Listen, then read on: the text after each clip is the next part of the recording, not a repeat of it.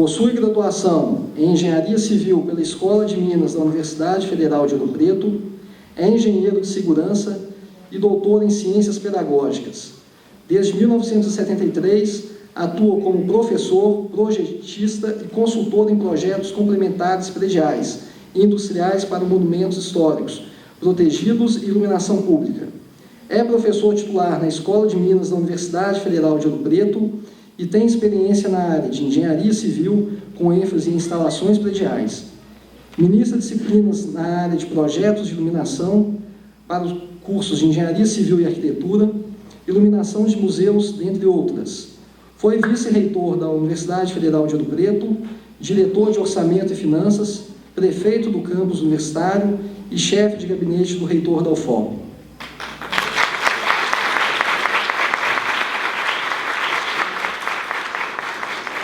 Comissão organizadora da Olimpíada Brasileira de Astronomia e Astronáutica e atua como representante brasileiro da Rede de Divulgação Científica do Observatório Europeu do Sul. Apresenta o programa Céu da Semana na Univesp TV e programa Paideia de Áudio, Paideia na Rádio UFSCar.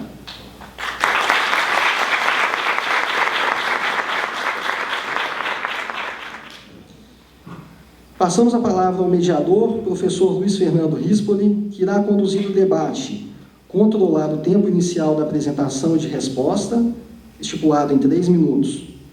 As perguntas da plateia podem ser feitas por escrito ou usando o microfone, bastando contatar os monitores do evento.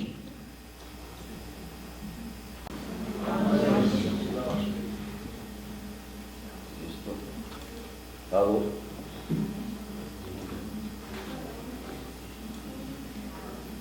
Ok, boa noite, agora para valer. Essa voz grossa não é assim não, é o que dá mesmo, viu? Então me desculpe aí, vou tentar falar mais devagar para não ficar sem condições de vocês entenderem. Bom, primeiro eu queria agradecer o convite para este evento, para mim, muito significativo, para este Ano Internacional da Luz, decretado pela ONU, e ter a grande satisfação de estar aqui com tantos colegas, com tanta experiência, que eu acho que é hora de nós partilharmos, e Ouro Preto calorosamente os recebe, e eu tenho a honra de estar aqui junto com vocês, aprendendo e participando junto desse evento. Conforme relatado, nós vamos ter agora uma parte de apresentação, onde nós definimos aqui uma cronologia, para termos uma lógica, onde o Alfredo Moser vai fazer a primeira apresentação do filme dele e dos materiais. Depois sou eu, que vou falar sobre luz, visão, cor aplicada em projetos. Então o Fernando vai falar sobre o tema... Iluminação no cinema e na fotografia. Isso. A luz, né? A luz no cinema e na fotografia, e coroando o nosso trabalho, né? O Rojas vai nos brindar aí com a ótica nos telescópios. Eu acho que tem uma sequência, há uma certa interação, e isso é muito importante para que tenhamos, vamos dizer, que nós conseguimos aqui, trabalhar no aspecto mais motivacional, para que você descubra novas oportunidades, novos eventos, e aproveite esse evento não somente hoje, mas que tirem algum fragmento para as suas vidas futuras e para os seus estudos futuros. É o que se espera.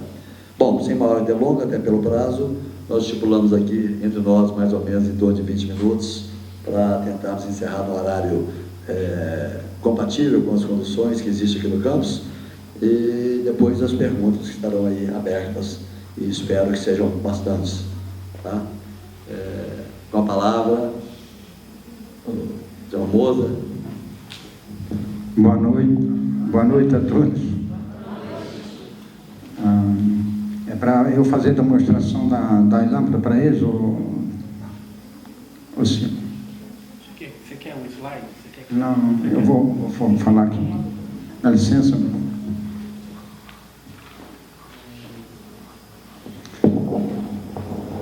Te ajudar. Me ajuda aqui no microfone. Aqui eu vou explicar para vocês como é que faz a lâmpada de Mozart aqui, ó. Primeiro você...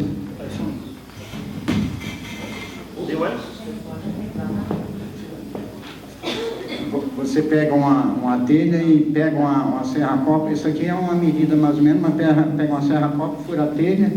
Aí depois que a telha está furada, você pega uma garrafa dessa aqui, ó, e coloca 2 tampinhas de água sanitária na água para proteger do lismo, para não ficar água verde.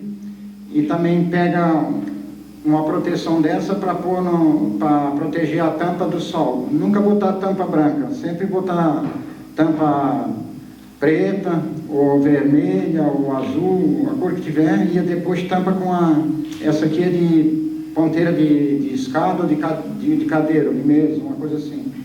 E depois que está pronta, coloca na telha. Aí pega também uma latinha de 3 litros de tinta, põe aqui, conforme o ângulo da telha. Aí você deixa escorado na telha ali e aqui põe um sarrafinho, mais ou menos dando um ângulo. Aí pega a massa que secou, aí você vira e põe dentro da lata de novo e remata no resto. E quando terminar de secar, você vai e tira 2 telhas, aí você coloca lá no local. Aí no cômodo seu sendo escuro, através do sol batendo, transmite a claridade para dentro do seu cômodo do meio ambiente, do ambiente, quer dizer. Aqui tem a outra também. Essa aqui é de zinco. Tem de zinco assim que corre água de um lado e do outro, mas tem outras, essa aqui corre água aqui dentro, assim, ó. Aí você também pode furar aqui, ó, com um plástico a medida menor. Aí depois fura, igual está furado aqui, ó. Aí vocês pegam um alicate e vai virando aqui e pega um martelo ou um cano de ferro, põe aqui assim e vai batendo com o martelo, vai ficando essa virada aqui, ó. Depois que ficar virada, aí você pode colocar a garrafa. Aí a garrafa, se for um teto alto igual está aqui, vocês põem dentro de um cano PVC. Pode ser um cano PVC, uma ponta pequena, desde a hora de marrando numa vara, ou o cano mesmo, aí leva lá, quem está lá em cima é só pegar por aqui e trazer, ó. Aí traz aqui e já coloca. Aí pode até furar tudo de uma vez e não cai nenhuma, ó. Aí depois só arrematar aqui com massa plástica e por baixo você nem precisa passar massa não, porque é alto demais, né? E não vai nem minar água para baixo. E sempre nunca esquecer de botar tampinha. Essa aqui é de potinho de filme de fotográfica, mas já acabou, agora estamos usando só aquela. E essa aqui é outra também, ó. Com essa aqui tem esse diâmetro aqui, a telha de brasilite, você sempre fura nesse ângulo redondo aqui, ó, para a água correr. Essa aqui, ó, a outra telha já é mais estreita, mas você pode deixar uns 2 dedos de água correndo também, não dá vazamento. Aí passa por baixo também, já está a sua lâmpada pronta. Depois é só colocar no lugar. Aqui eu vou fazer uma demonstraçãozinha. É para apagar a luz aí, quem está lá perto. Aí só para acender aqui, mas é com uma demonstração pequena, mas já está. E quem tem dessa lâmpada colocar na sua residência vai ficar satisfeito.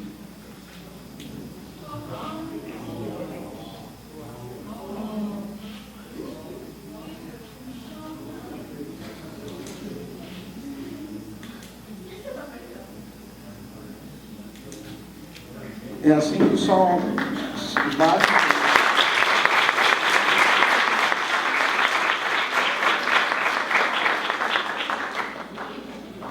E outra também melhor para você, nas Filipinas lá já está colocando também luz de LED já também dentro, só da lâmpada, garrafa PET já com placa solar, já também daqui uns anos vai sair para cá para o Brasil também com luz para clarear a noite também.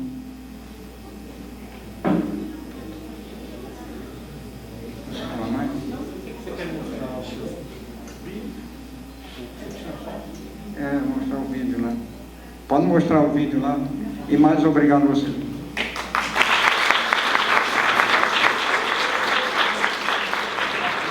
Se monta uma lâmpada de moço, o que é necessário? Água sanitária, um potinho de filme para proteger da tampa no raio solar, senão estraga a tampa, e a serra copo sem milímetro para furar a telha, a massa plástica para proteger a colocação para a vedação, para não dar vazamento, vai utilizar o óculos e vai utilizar a máscara, espátula. Agora eu vou encher a garrafa e pôr água sanitária. Vou demonstrar como é que se monta a lâmpada de moço.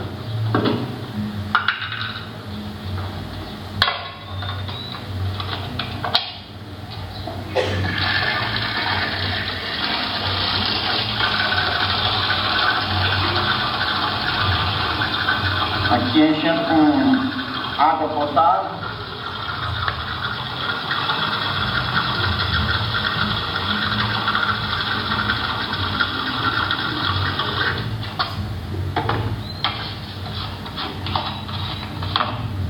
Duas tampinhas de água sanitária.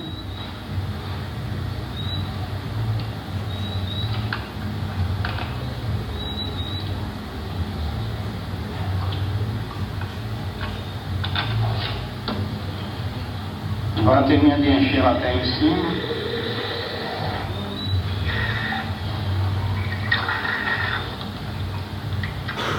Coloca-se a tampinha. Aperta bem.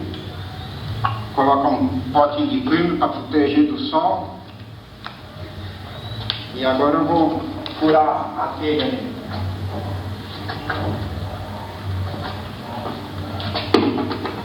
Tem que usar a máscara.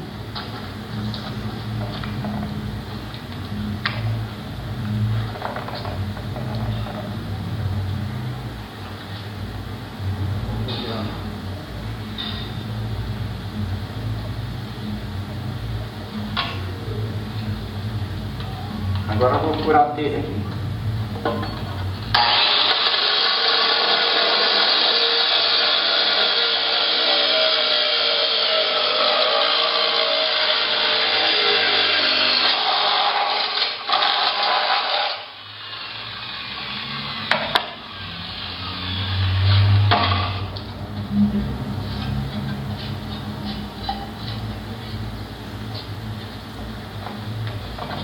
Agora eu vou montar a lâmpada lá.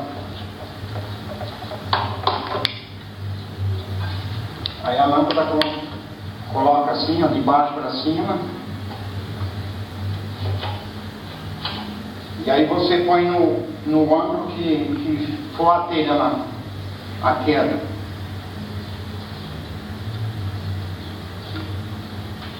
Agora a massa plástica.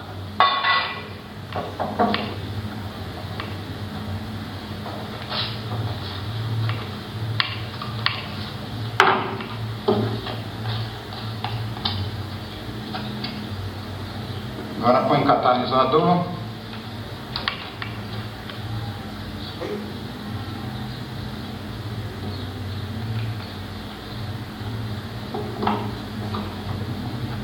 Vou dar uma mexida aqui. A massa tiver bastante aderência. Sempre é possível a massa branca.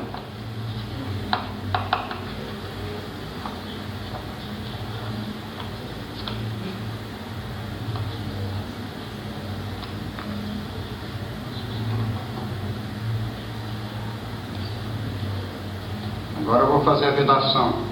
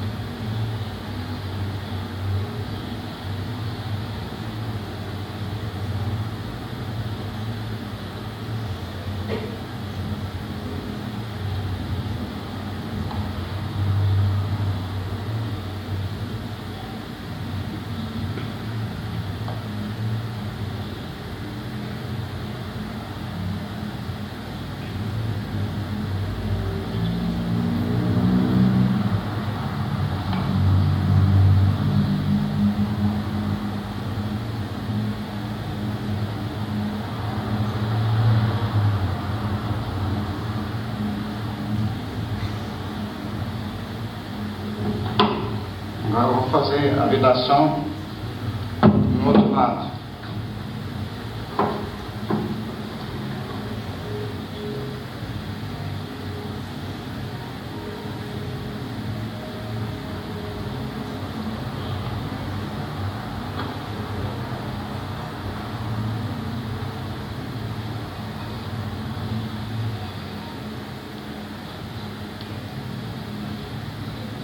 Quanto bem mais vedada, melhor, que não evita de dar vazamento.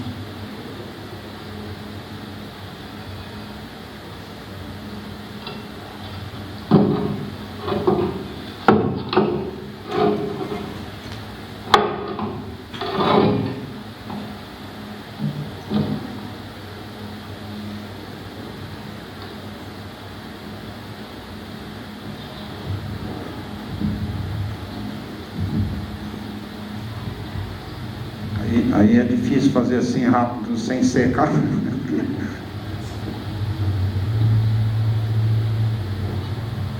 Porque tem que fazer um lado primeiro, deixar secar para depois o outro.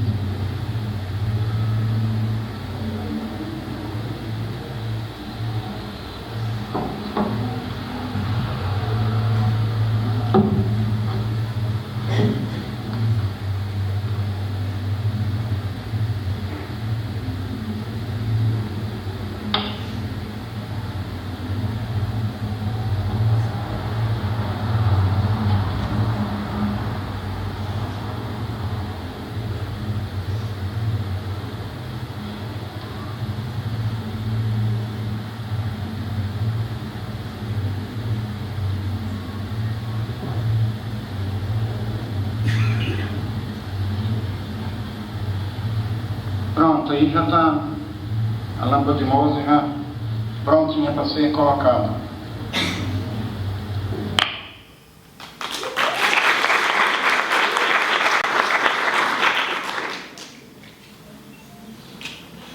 Bem, fala mais agora? Oi? Uma questão a mais? Bom, acho que podem ir preparando as perguntas para o final das apresentações.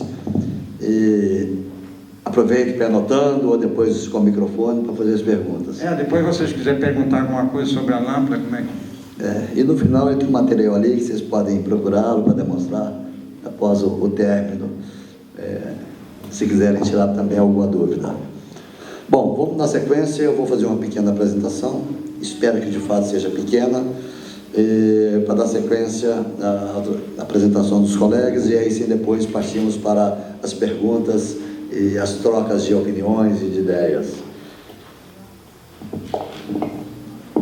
Bom, me permita, eu vou ficar aqui do lado aqui, e como todo professor eu vou ficar em pé porque é um hábito que a gente não consegue mudar.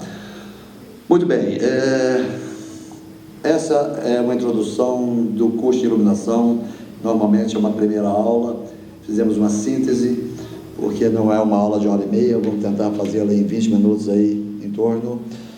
Este material depois vai estar disponível, se alguém tiver interesse.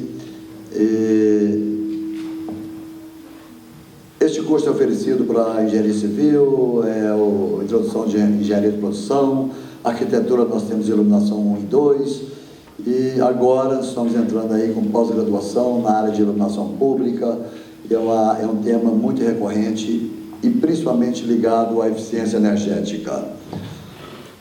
A luz, visão e cor é o tripé de qualquer concepção de um projeto de iluminação. Vamos tentar falar sobre cada tópico desse, e aqui no caso aplicado às técnicas de iluminação ou à luminotécnica. Na arquitetura são os light design, desenhando com a luz. Uma pequena revisão, que é o que nós vamos fazer aqui agora, que é uma base para a elaboração de projetos de iluminação. Vamos começar com a luz. Sem maiores delongas e sem entrar em, vocês já estão cansados de ver isso na física, na iluminação a gente não entra em teorias mais profundas, mas trabalha-se com a luz como uma radiação eletromagnética que se propaga a uma velocidade de aproximadamente 300 mil km por segundo e a uma frequência em torno de 10 a 15 Hz, ou seja, trilhões de oscilações por segundo. Essa foi a maior descoberta entendimento que essa propagação tinha uma frequência, e se tem uma frequência e uma velocidade, consequentemente, tem o seu comprimento de onda. Einstein afirmava na sua teoria que essa é a maior velocidade possível para a matéria. Evidentemente que eu falo isso desde 80 para não travar a nossa cabeça, ou seja, até o momento, porque sempre, todo dia nós temos novidade na ciência. Então é bom não bloquear a cabeça, mesmo que tenha uma comprovação sobre esse evento. Acho que na ciência, dogmas, paradigmas, tudo isso tem que ter pesquisa e romper. Nos interessa muito aqui entender a decomposição da luz através de um prisma ou de qualquer componente, e aonde ela se divide em dois espectros, o espectro visível e o espectro invisível. No espectro visível, ele vai de 380 a 760 nanômetros. Esta é a unidade internacional de comprimento de onda adotada para a luz. Evidentemente que alguns autores vão até 780, e esses números também, essa exatidão, ela é referencial. E o nanômetro é o 10 elevado a menos 9 do metro, ou 1 sobre 10 do ângstrom. Então trabalha-se com essa unidade. Imediatamente vamos falar do espectro invisível. Eu sempre falo que em monumento, em preservação, enquanto eu tentava fazer projeto de iluminação vendendo o espectro invisível, era um projeto sem cliente. E a partir do momento que eu comecei a, entre aspas, vender a ideia da luz invisível como preservação, por estar em Ouro Preto, uma cidade antiga, nos guindaram a especialista da área. Na verdade, a aplicação da física o tempo todo, já aplicado a projeto. O ultravioleta vai em torno de 200 a 380 nanômetros, e o infravermelho está acima dos 760 nanômetros, que é exatamente o calor e é invisível. A radiação ultravioleta possui menores comprimentos de ondas, por isso maior frequência ou maior vibração por segundo. Se nós entendermos que o fóton é dotado de matéria, é algo muito estranho entendermos que a todo momento estamos sendo bombardeados por essa micromatéria a uma velocidade de aproximadamente 300 mil km por segundo. E ela tem um grande potencial de ação fotoquímica sobre os materiais sensíveis, no caso os materiais orgânicos. Só uma lembrança, nenhuma lavadeira do passado colocava uma roupa para coarar pelo lado direito, era sempre pelo avesso, porque os produtos eram basicamente tingidos com tintas orgânicas altamente sensíveis à radiação da luz. E esta é a referência máxima para projetos de qualidade no que se refere à preservação de bens históricos e artísticos. O UV se divide hoje classicamente em UVA, UVB e UVC.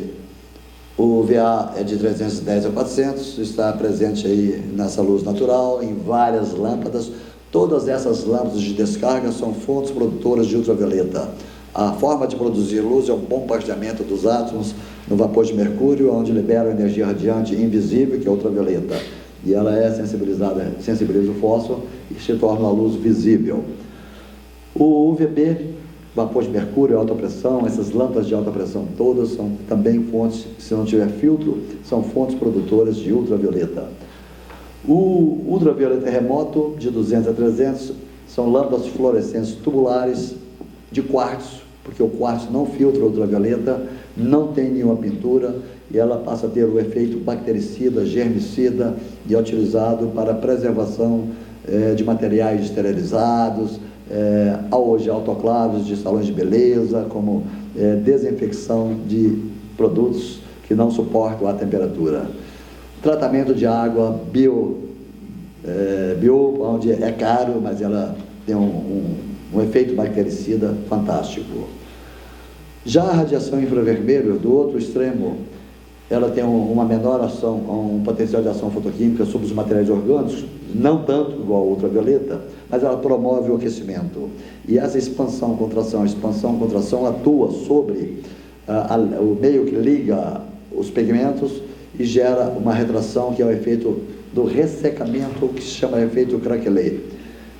Uma lâmpada incandescente próxima a um afresco pode observar de longe que vai estar todo ressecado. E também nós, dessas radiações, de certa forma, são nocivas.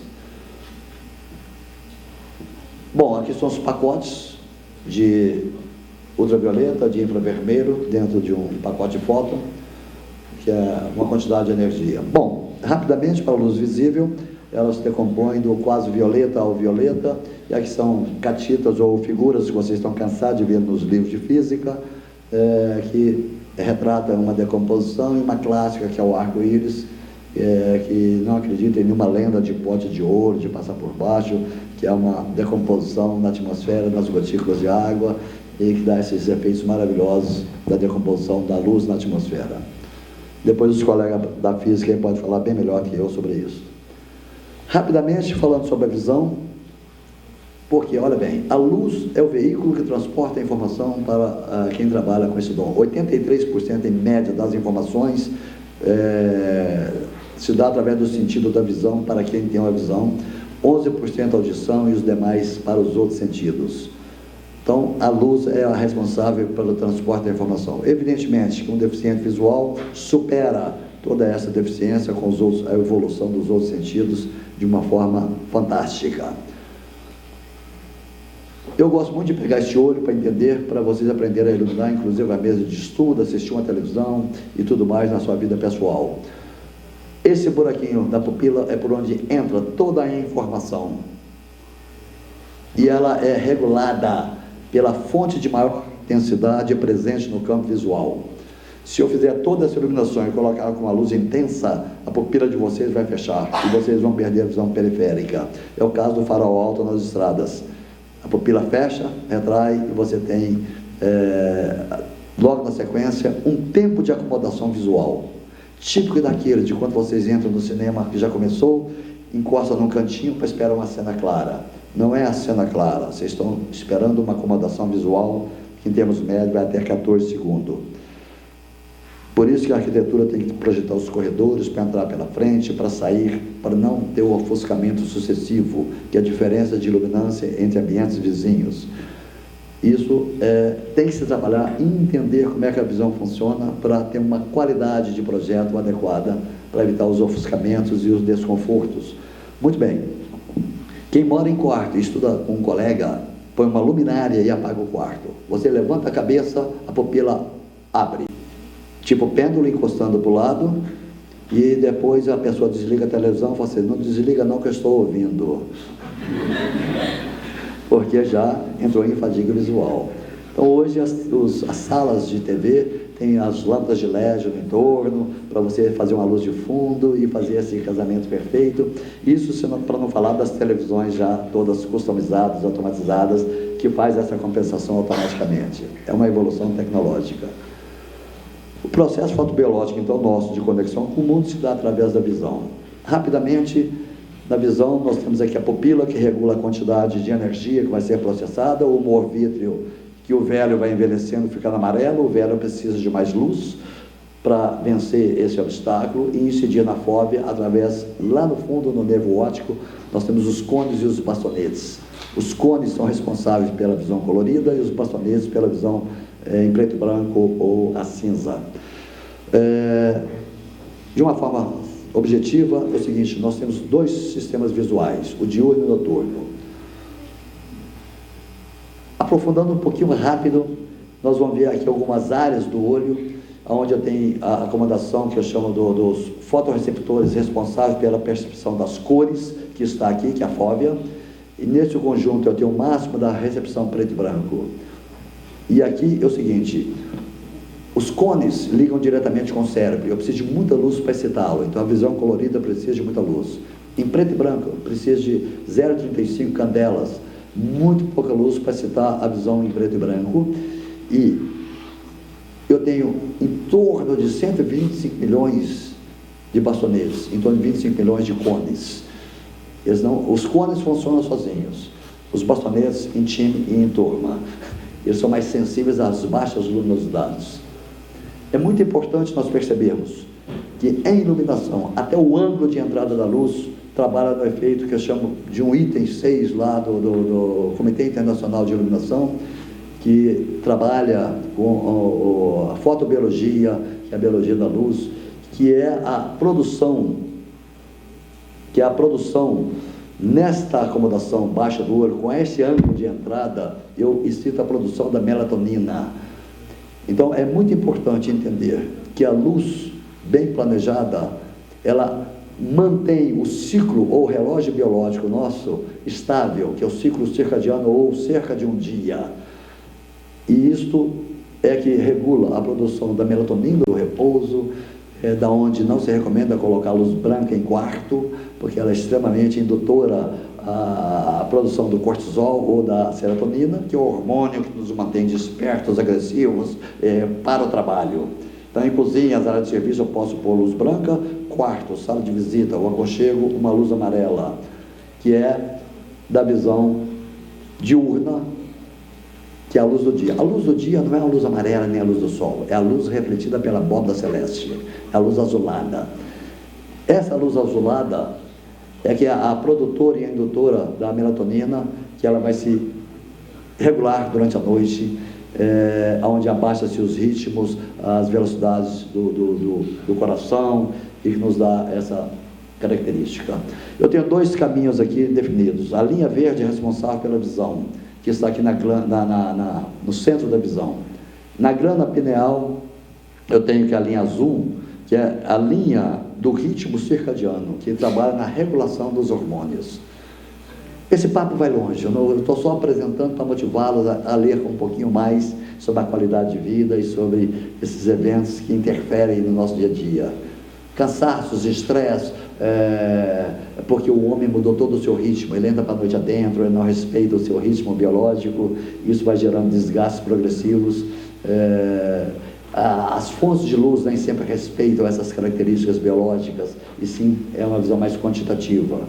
Então, acho que vale a pena por aí. Bom, só a cuidado visual são 3 variáveis importantes, para não passar muito horário. Eu tenho a cuidado visual, que define a velocidade de percepção, própria para as academias, escolas, que não adianta pôr óculos, tem que garantir a qualidade de luz. A sensibilidade de percepção, que define o contraste entre luz e sombra. Por exemplo, iluminação de escada. Criança até 2 anos e velhos têm baixa sensibilidade de percepção. Se eu não der o contraste entre o espelho e o piso, as pessoas enxergam ali um plano e podem cair. As crianças caem de escada é porque não têm medo, não, é porque eles não enxergam a escada, porque não têm sensibilidade de percepção. Não adianta a vovó falar, deixa cair para aprender, que é um problema visual, não é de falta de medo. E a eficiência visual relativa tem a ver com a cor. Nós temos a maior eficiência para o amarelo, o verde, amarelo verdoso, que é a visão à distância.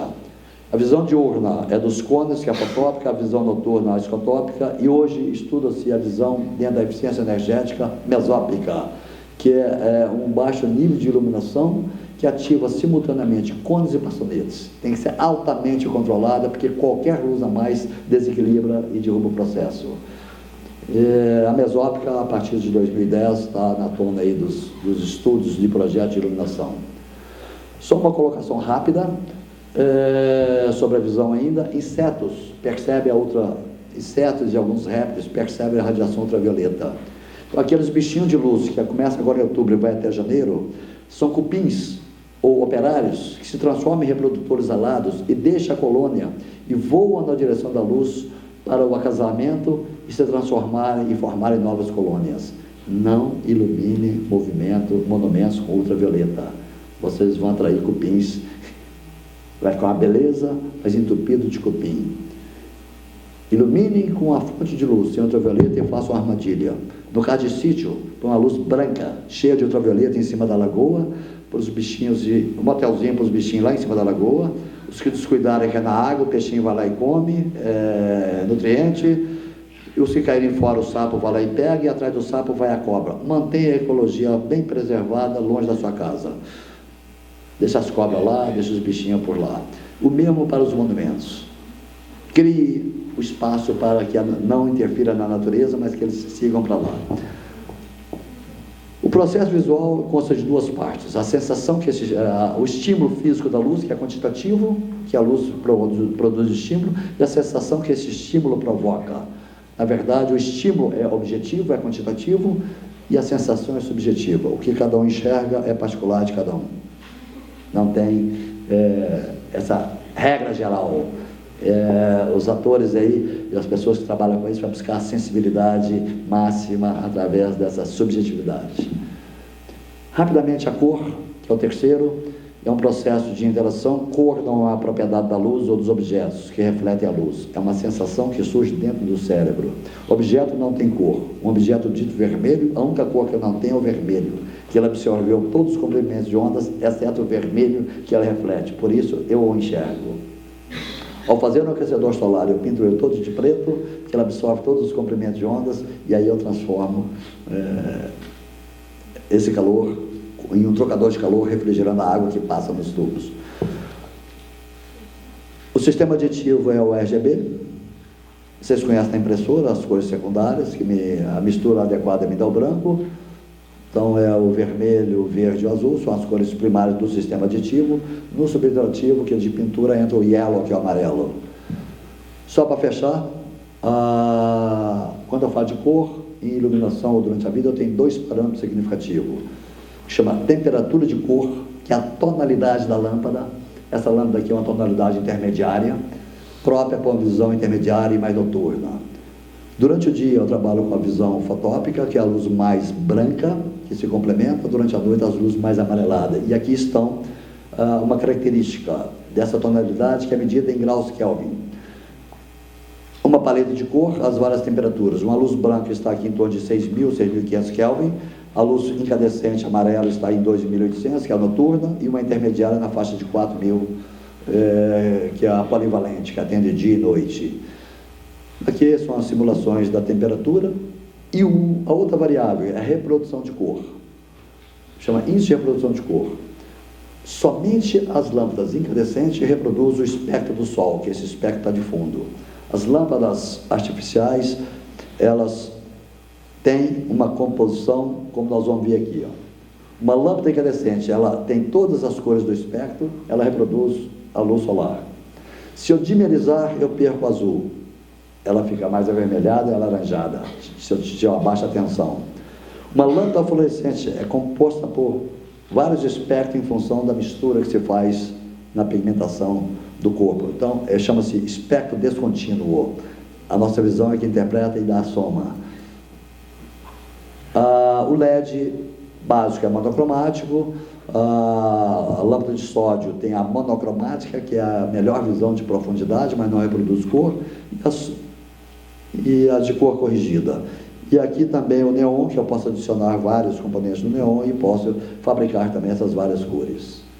Aqui um exemplo, que eu chamo aí de psicologia da cor, o ambiente, para você não, o arco verde, para você não achar que está entrando num túnel, num buraco. Eles fazem todo esse trabalho de cor. Esse prédio da Escola de Minas é um prédio sem nenhuma iluminação, olha que coisa tranquila. Aqui foi um prédio com a iluminação de fachada, é uma edificação que tem vida. Quando eu ilumino fachada, a iluminação de fachada define o volume. E eu tenho que trabalhar com essas nuances e hoje com gestão inteligente para apagar, acender, de madrugada não ficar acesa, para não gastar energia, não reduzir vida útil. Então não se concebe hoje uma iluminação que não seja inteligente, inclusive para a iluminação pública. Um fato significativo para fechar a conversa é que hoje 99% dos projetos que eu tenho feito, todos já são com a utilização do LED. Não interessa o custo, me interessa a eficiência energética, a vida útil, a redução de manutenção, e o LED está baixando e tem atingido resultados fantásticos. Aqui é a iluminação de Papai Noel, brincando aí com o contraste vermelho e verde, e aí usando o despertador, onde a cada hora essa torre pisca, funciona como relógio, como desde os índios, né? Que é um código da fumaça, que hoje já se faz com a luz, com o barulho, mostrando isso aí. Bom, é uma abordagem rápida, fica à disposição. Evidentemente que é mais informação, devo ter passado bastante tempo combinado, porém, eu acho que isto é uma introdução a um tema que não é simplesmente clarear o ambiente. Nós somos seres dependentes da luz solar. Se esse aço-rei entrar em declínio, acabou a nossa vida, né, neste planeta. Estamos buscando outros por aí, depois o nosso amigo pode falar sobre isso e temos expectativa e arrumar um refúgio no outro canto, que é essa goiaba aqui, nós estamos comendo ela devagarzinho. A terra é uma goiaba e nós somos os bichos de goiaba. Devagarzinho nós estamos comendo a bichinha. Não sei até quando ela vai. Olha, está bem acelerado. Bom, obrigado. E agora nós vamos ter...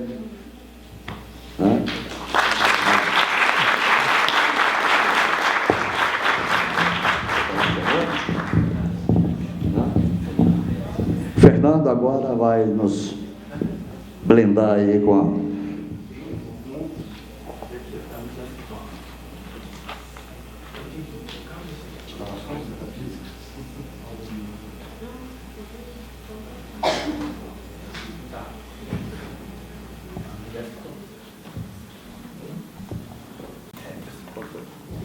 Boa noite para todo mundo, que legal estar aqui com vocês, que legal estar com todo mundo aqui, com todos os jovens, que legal estar aqui no IFMG, estar em Ouro Preto, que legal estar aqui com essa variedade, essa diversidade, falando do mesmo tema que é a luz.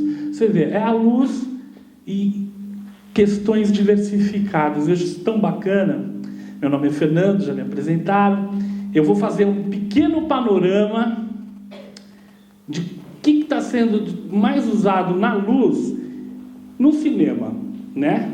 No cinema e na fotografia. Eu não vou me aperfeiçoar assim, em termos de refletores, lâmpadas.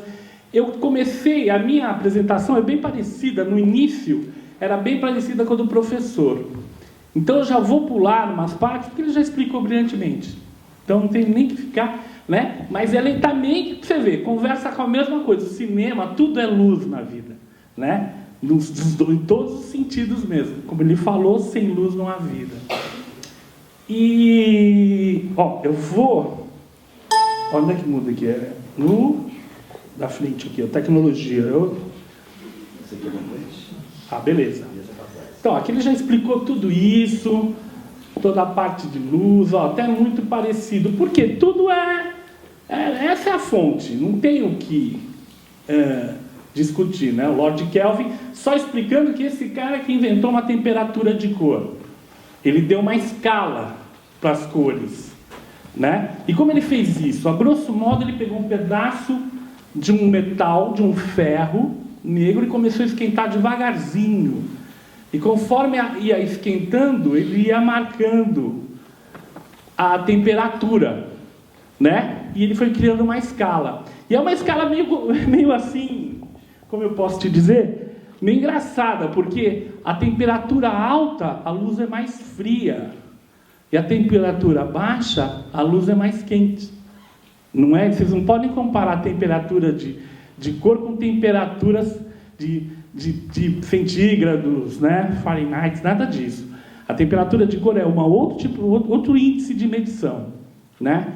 E por que é importante também no cinema? Porque a luz tem narrativa. No cinema, tudo tem narrativa.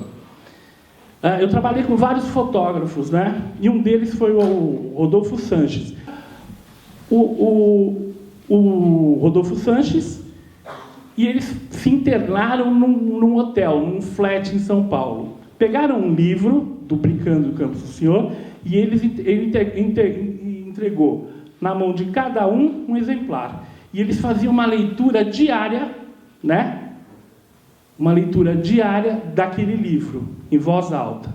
No final, acabou, entregou e cada um foi embora. O roteirista, depois de 1 ano e meio, veio com o roteiro, e o fotógrafo, que aí é onde é que entra, veio com 5 opções de cor na narrativa daquele filme, né? Então, para citar rapidamente, o Matrix, todo mundo viu Matrix aqui. Então, o Matrix, ele foi muito usado após Matrix, foi muito usado a cor verde, esverdeada, porque o Matrix foi pensado no fósforo, na luz verde do fósforo do CRT, daqueles monitores antigos que passam todo o Matrix de um computador. Então, foi baseada a cor, a narrativa bem esverdeada. Então, todo filme tem essa narrativa. E aí que entra a cor e a luz, né? E eu vou falar também um pouco do avanço de como as câmeras estão enxergando agora. Então, a cor é muito importante porque ela conta a história também, como o áudio também tem a sua importância, né? Como o enquadramento que se faz também tem a importância, tanto quando você vai fazer um enquadramento, você usa uma proporção áurea, uma regra de terços, né? Que é que nem um jogo da velha, que é usado na arquitetura, que é usado na pintura, né? Tudo se comunica. Vamos lá. Aqui foi todas as escalas. Aqui são as temperaturas de cor. Você vê aqui, para mim, é variado em quantos kelvins, né? Esse cara é do Lord Kelvin, né? Então, vocês podem perceber que uma temperatura alta, que está ali 10.000 kelvins, é mais azulada, né? Então, quando vocês estão vendo um seriado, um CSI da vida, e tem aquela cena no necrotério, é tudo azulado. Você vai ver um comercial de cerveja na praia, é tudo amarelo. Então, que entra mesmo, né? Aí é o seguinte, no cinema e na fotografia, né? Hoje tudo, tanto no cinema quanto na fotografia, existe um sensor, que é o olho da câmera, né? Esse sensor, ele seria onde vai receber... Não, tá. Vai receber toda a imagem, o sinal eletromagnético, vai transformar em sinal digital, né? E vai transformar isso em imagem digitalmente. Só que ele não é que nem o ser humano. A gente faz essa correção de cor automática. Então, os sensores não. Eles precisam ser balanceados. Então, você faz um balanceamento do branco ou um white balance. Vocês podem ver que todas as câmeras, celular, têm, eletronicamente ou não, um ajuste dessa cor, né? Se você tirar a foto errada, né, tem aquelas, você pega o branco no white, você vai botar, tem uma lampadinha, né, que é para luzes, né, temperatura de cor tungstênio, que a gente chama. Por quê? Porque a luz incandescente usa um filamento de tungstênio que põe uma luz com uma temperatura mais baixa, mas mais amarela. Fica nos 3.600, 3.800, então vai dar uma luz mais amarelada. Se você fotografar de dia com aquela luz, tudo vai ficar mais amarelado. E vice-versa. Se você usar uma temperatura alta com uma luz incandescente, vai ficar tudo azulado. Então a câmera ela tem que fazer esse ajuste de branco. Então você vai lá e ajusta e a câmera fica ajustada, né? A imagem de cima é a câmera ajustada. As outras três, elas estão fora, né, do registro. Vamos lá. Essas aqui são gelatinas de correção. Quando ajusta a câmera, você pode misturar fontes.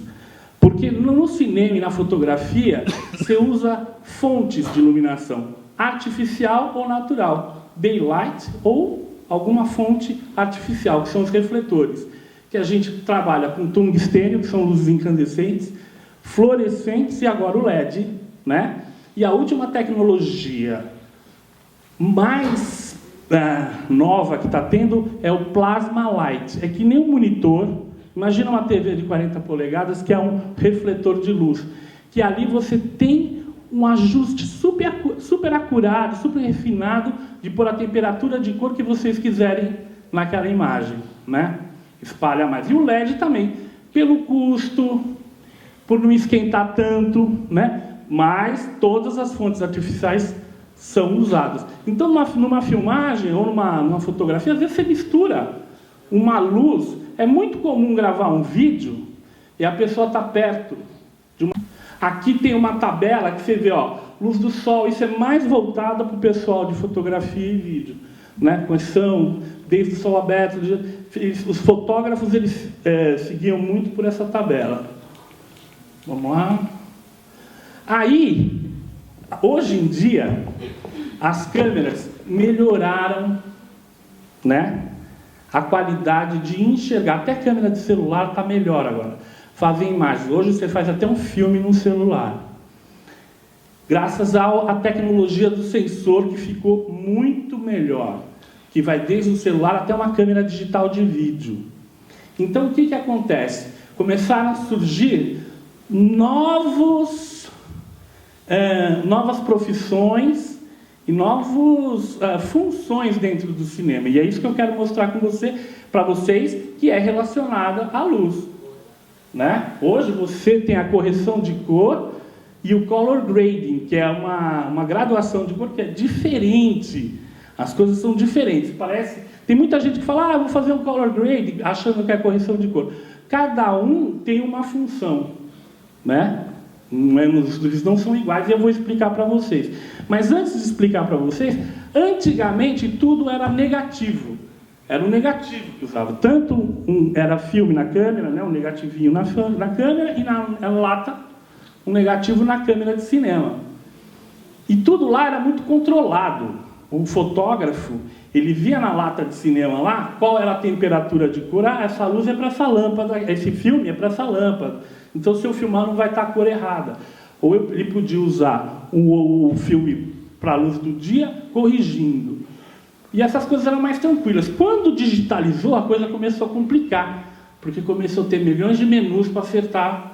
Mas hoje em dia, o mercado, você já tem uma possibilidade de gravar com um jeito digital, certo? E esse jeito digital a gente chama de negativo digital. É o mesmo comportamento do antigo negativo de celuloide, né? E só que de uma forma digital. Então, o que acontece? Hoje, você grava uma imagem totalmente flat, que a gente chama. Ela fica uma imagem lavada, para depois começar a ter essa correção de cor, dessa temperatura. É tão importante isso, que dali você pode ter milhões de alterações de visuais daquela cena. Então você pode ficar trocando o tempo todo, né? O equipamento que usa hoje chama colorista, tá? Em português, a pessoa que trabalha isso é um colorista. E para você trabalhar nisso, não é em qualquer sala iluminada, é uma sala totalmente escura, são monitores de alta precisão, e é tão apurado, né, a coisa, que se você está fazendo uma correção de cor, você usa camisa preta. Se o cara está lá corrigindo, eu chego com uma camisa vermelha, ele olhou para a camisa vermelha, ele vai olhar de novo para o monitor, ele já vai sentir uma diferença. Aí ele tem que voltar e acostumar a visão dele, como o professor falou, vai ter uma readaptação para ele continuar corrigindo o filme, né? Ele usa esse equipamento, é um software, e essa mesa. Essa mesa chama Tangent, que se você for ver, são 3 bolinhas, são esferas que elas dão mais acuidade, né? mais assim, você tem uma definição e um refinamento de correção de cor mais apurada. O Tangent, ele tem, costuma ter de 3 a 4 esferas. As 3 esferas representam a cor que o professor falou, o RGB. São as cores primárias da luz, o vermelho, o azul e o verde. E a 4ª é a luminância, a intensidade de luz. Então lá ele controla tudo.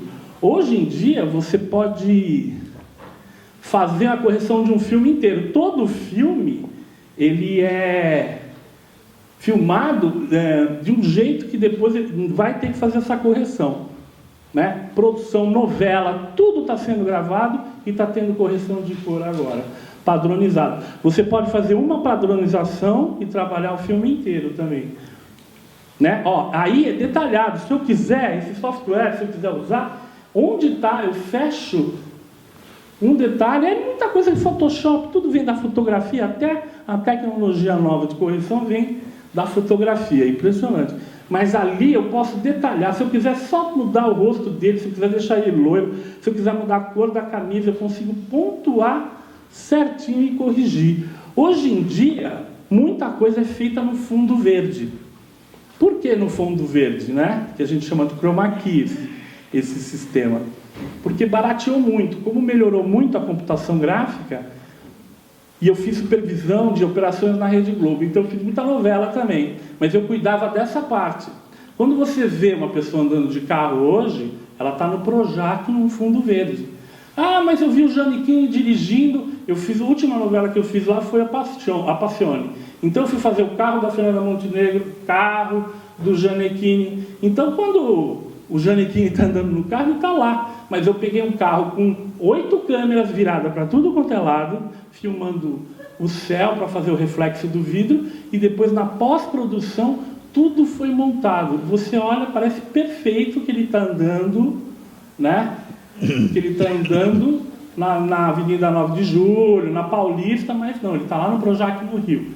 E isso em várias. Hoje é muito difícil você saber o que é realidade e o que é, né? Não vou falar mentira, mas o que é um modo virtual, né? O que é virtual.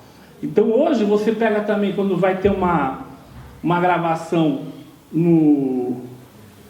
fora, internacional, vai uma equipe de 4 pessoas, faz 3 ceninhas, aí vai uma equipe de 3 também, que são os técnicos que vão gravar tudo, grava essa sala de tudo quanto é jeito, chega lá sem ninguém, com pessoa, tá lá e monta.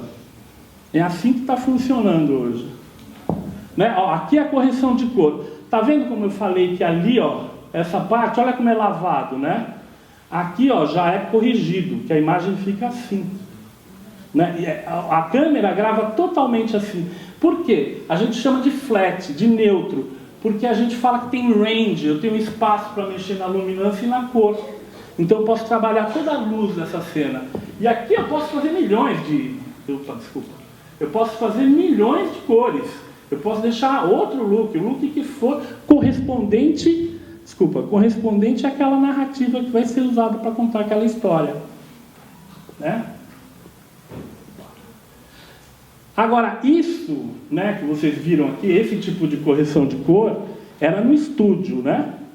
Era no estúdio, não, desculpa, era numa finalizadora, numa produtora. Isso ficou tão usado, tão importante, que agora começa a ir no estúdio de gravação, nas gravações, sai para gravar, já está levando um carrinho para fazer a correção de cor, para já fazer o teste de correção de cor. É nisso que eu trabalho agora. O que eu vou... lá eu tenho 2, um de armazenamento e um só para corrigir a luz e a cor do cinema. Né? São os carrinhos que a gente sai para trabalhar com tudo que você pode fazer de alteração na imagem e na luz. Essa câmera, eu não estou fazendo propaganda dela, mas ela é uma câmera, ó, eu vou até botar aqui, né? É isso que eu falo da tecnologia. Ela é uma câmera que ela tem uma sensibilidade a um ISO. Vocês sabem o que é ISO? De novo, a maioria quem não sabe, eu vou explicar. A sensibilidade de um sensor, quanto ele consegue, né, ler. A maioria das câmeras fotográficas normais vai até 25.000, né? Essa câmera vai até 409.000 de ISO. Ela grava na escuridão total. Se eu apagar toda a luz, eu consigo gravar vocês. É lógico que vai ter muito ruído, muito grão, mas eu consigo gravar. Se eu precisar fazer uma imagem noturna, e tem que fazer de todo jeito, para milhões de fins, né? Até fins de perícia, a pessoa precisa gravar, tem que gravar na escuridão total, ela consegue. Antigamente se fazia com uma câmera infravermelho, que pegava o calor humano, ou gravava com aqueles night shot, que a pessoa ficava verde e com o olho branco. Não, isso aqui ela grava na cor que está, com bastante ruído, em 409.000. Só que você pode usar até 50.000 sem luz nenhuma, que o grão é pouquinho, o ruído é pouco. Então o que acontece? A pessoa usa muito menos luz. Muito menos luz. Hoje você não precisa mais de 1000 aparatos, né? Nunca vai substituir a luz, né? A luz cênica, a luz de trabalho de um diretor de fotografia. Mas caso você precise gravar, essa tecnologia é tão do bem quanto do mal. Porque também tem muita gente falando que é um profissional da fotografia e não sabe nem desenhar com a luz nada, não sabe fazer uma luz de uma cena, não sabe nada, já sai falando que é diretor de fotografia. A coisa existe um desenho, existe uma narrativa na luz, uma dramaticidade, que pode ter ou não. E aí, com esse tipo de tecnologia, você não Ela é uma câmera fotográfica que ela fotografa e grava na escuridão total, porém ela tem baixa resolução, porque os pixels dela são bem grandes para conseguir ter toda essa latitude. E ela, terminando a minha pequena demonstração, ela é muito usada em foto de astronomia. As pessoas deixam com olha, esse é o jeito também, tá vendo? Olha o que eu estava falando. Hoje o modo de gravar e fotografar a gente chama de log. Então cada fabricante tem o S-Log, C-Log, D-Log, que grava desse jeito, que seria o negativo digital. Aqui ela deixa tudo preparado para depois você fazer a cor que você quer, o jeito que você quer, o preto e branco que você quiser, 1000 tons, você trabalha com a cor ali. Né? E essas são algumas fotos feitas com essa câmera de astronomia, né? Fica exposto ali e tal, e como ela tem bastante e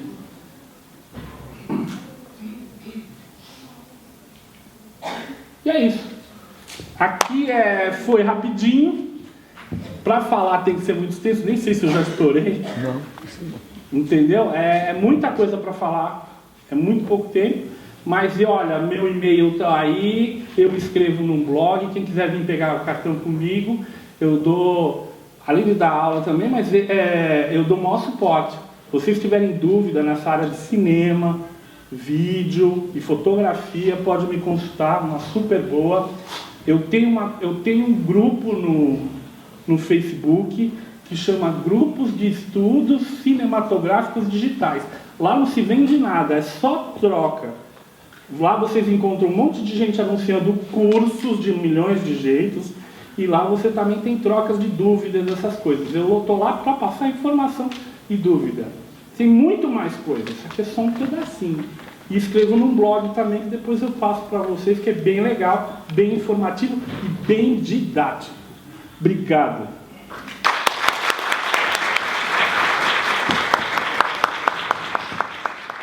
Passa a bola para o nosso astrônomo. Essa aqui, Astrofísico. aqui de baixo.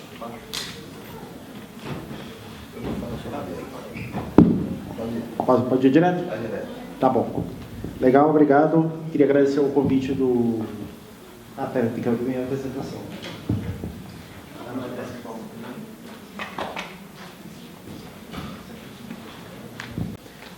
Fazendo aqui um breve preâmbulo histórico, explicar o que é astronomia, que tem muita gente que não sabe direito o que o astrônomo faz, né? Muita gente acha que o astrônomo só fica olhando para as estrelas, mas na verdade a astronomia é uma coisa muito mais ampla que isso. A astronomia, ela é estudo de praticamente tudo, né? A gente estuda o universo, não tem nada maior que a gente possa imaginar em estudar, e estuda também, né, o que acontece nele, quais são os processos físicos, né, que estão fazendo, né, aquelas coisas que a gente observa com os telescópios acontecerem.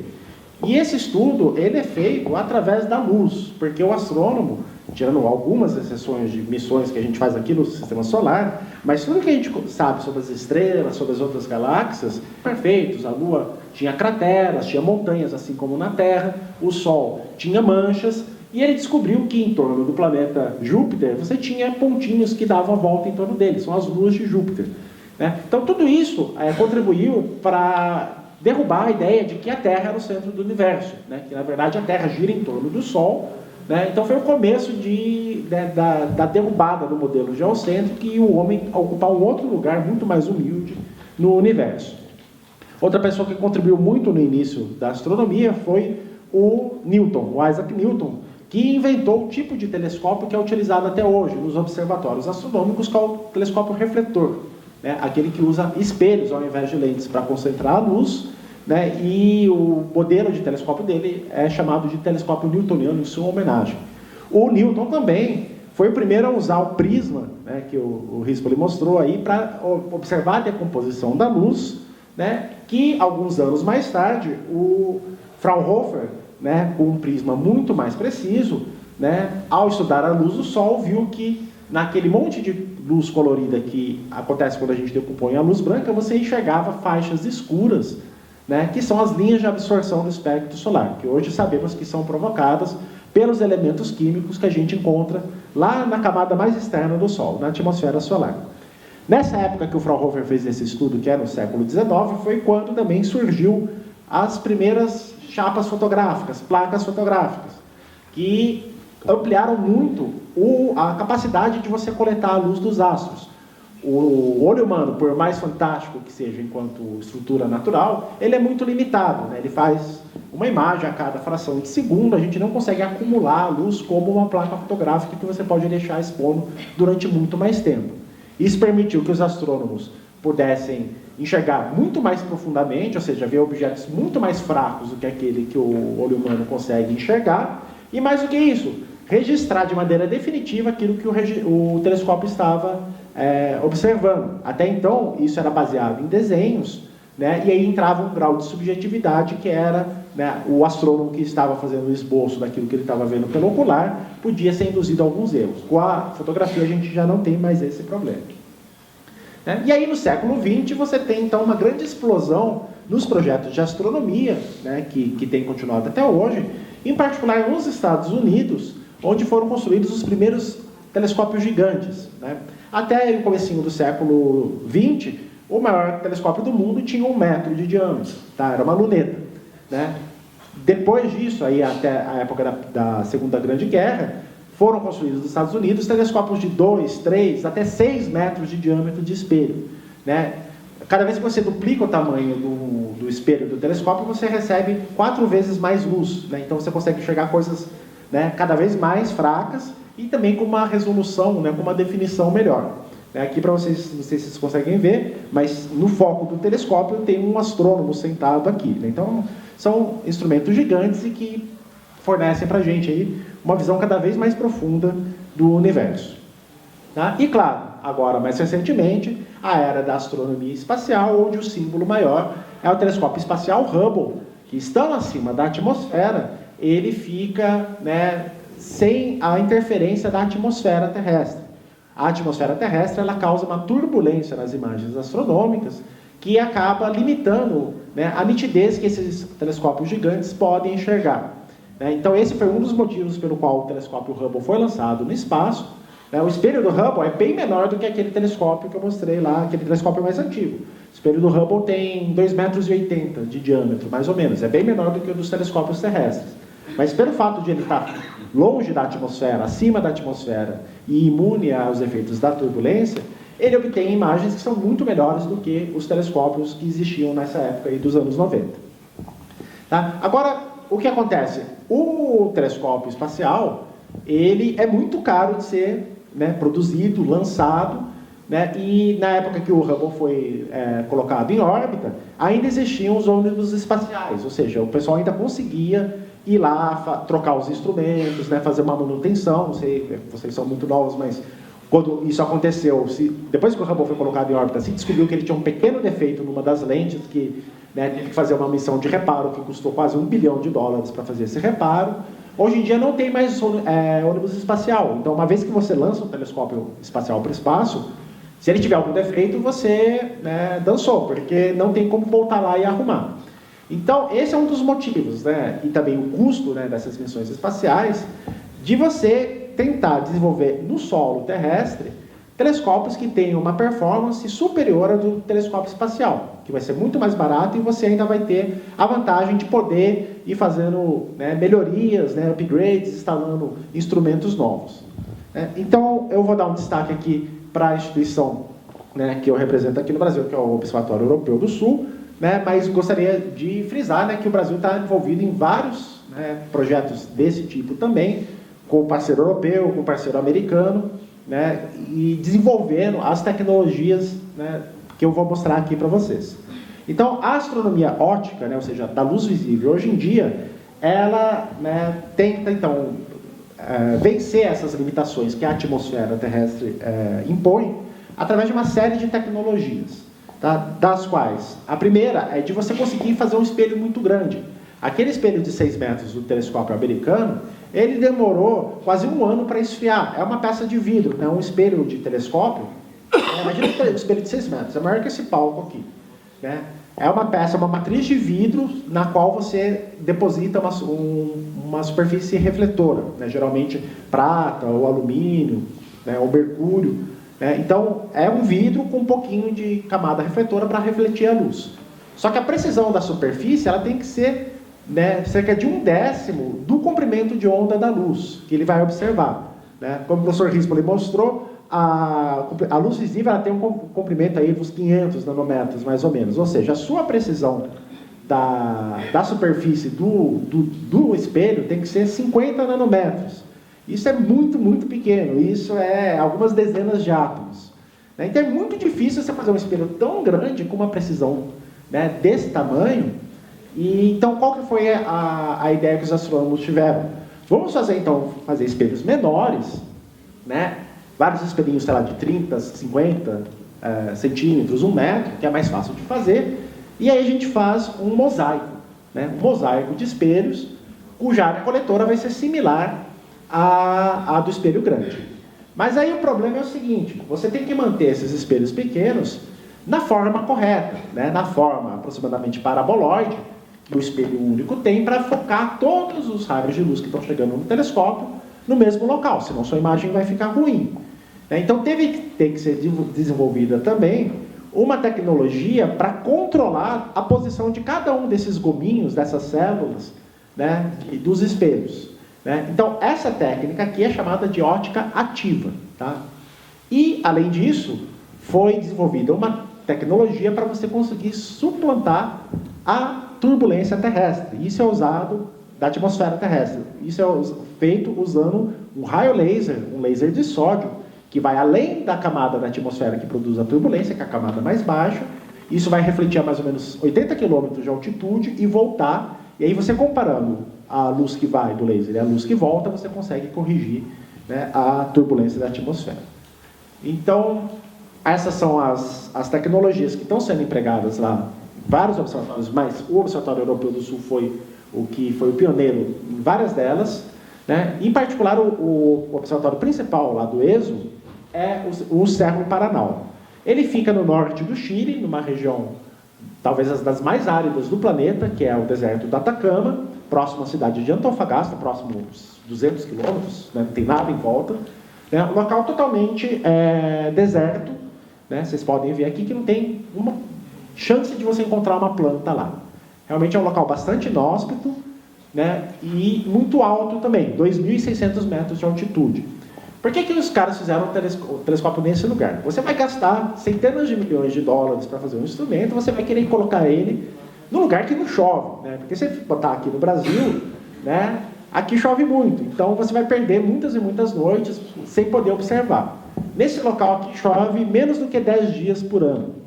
Tá? Tem locais do deserto que a última chuva aconteceu há vários séculos já registrados. Então, a chance de você ter uma noite limpa e perfeita aqui é muito grande.